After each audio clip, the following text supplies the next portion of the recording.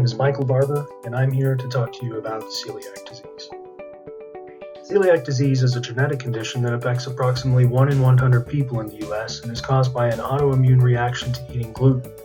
While some people with celiac disease have no symptoms, many can experience gastrointestinal problems like diarrhea, constipation, or abdominal pain and swelling.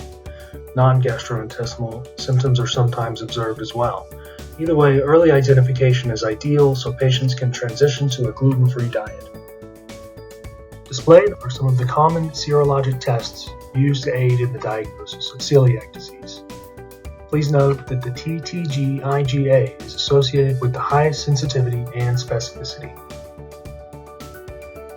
Despite TTG-IgA having the highest sensitivity and specificity, patients with suspected celiac disease who are IgA deficient should also be tested for TTG-IgG and gliadin antibody IgG. This is because selective IgA deficiency, which is more common among celiac disease patients, can affect the interpretation of serologic test results.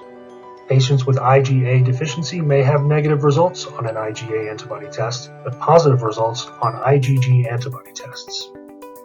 To aid in the differentiation, DLO offers the Celiac Disease Comprehensive Panel with gliadin antibody.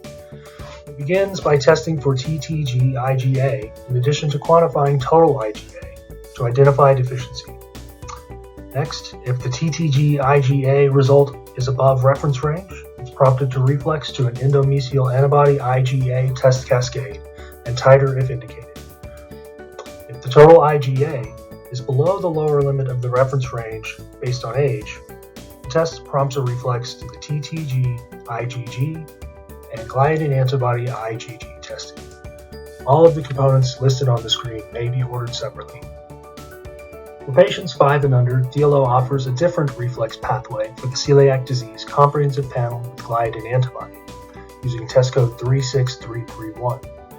Because some children under 2 years of age with celiac disease do not produce TTG-IgA and the EMA-IgA antibody, a combination of TTG-IgA, gliadin antibody IgA, and gliadin antibody IgG should be used to diagnose celiac disease.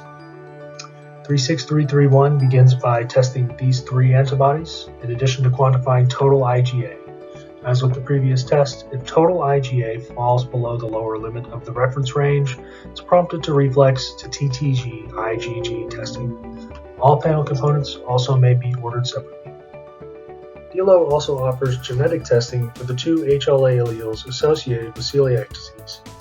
Although these tests cannot be used to diagnose celiac disease, they can be useful in ruling it out in some patients.